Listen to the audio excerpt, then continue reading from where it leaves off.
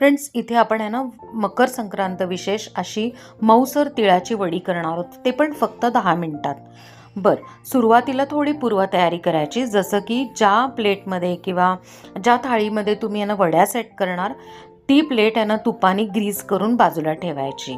आता आपण साहित्य बघूयात. तर एकाच बाउलने आपण सगळं साहित्य घेतलेलं आहे.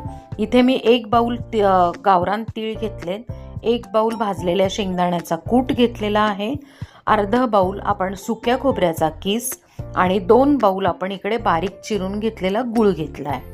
आता एका पॅनमध्ये आपण तीळ खमंग भाजायचे, लालसर अजिबात भाजायचे नाहीत, नाहीतर काय होतं माहिती आहे का, की वडी आपली काळपट दिसते.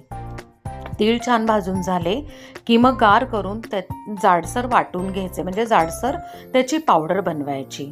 त्यानंतर याच पॅनमध्ये आपण आहे ना 1 चमचा तूप, 2 बाउल गूळ, त्यानंतर 3 चमचे आपण आहे ना इथे दूध घेतलेले आहे. तर दुधाच्या ऐवजी तुम्ही 3 चमचे पाणीसुद्धा घेऊ शकता. आता हे कंटिन्यू हलवत राहायचं, म्हणजे काय होतं, गुळाचा प्रत्येक जो खडा आहे तो विरघळतो, पातळ होतो. येस, गूळ पातळ करायचा आहे, पाक करायचा नाही, नाहीतर काय होतं की आपल्या ज्या वड्या आहेत त्या कडक होतात.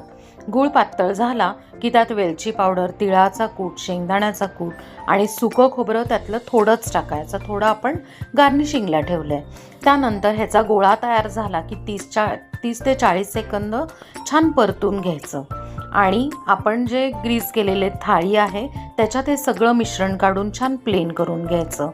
त्याच्यावर गार्निशिंगसाठी सुक्या खोबऱ्याचा किस, क्रश केलेले पिस्ता, हो इकडे मी पिस्ता थोडेसे टाकलेत, दिसायला पण छान दिसतात, ऑप्शनल आहे, तुम्हाला नको असेल तुम्ही स्किप करू शकता. त्यानंतर आपण आहे ना एका वाटीला थोडंसं ना मागच्या साईडला थोडं तूप लावायचं आणि थोडंसं हे जे आहे खोबरं आणि पिस्ता हे थोडं हलक्या हाताने प्रेस करायचं, म्हणजे ते छान चिटकून राहतं. आता हे मिश्रण आहे ना 50% गार करून घ्यायचं, पूर्ण गार करायचं नाही.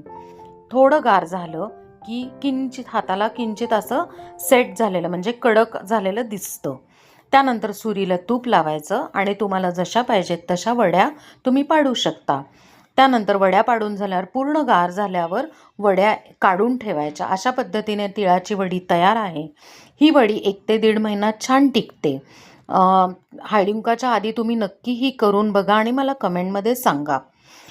मकर संक्रांतीच्या सगळ्यांना खूप खूप शुभेच्छा. ह्याच्या व्यतिरिक्त भरपूर आपण रेसिपी केल्या, डिस्क्रिप्शनमध्ये शेअर करते.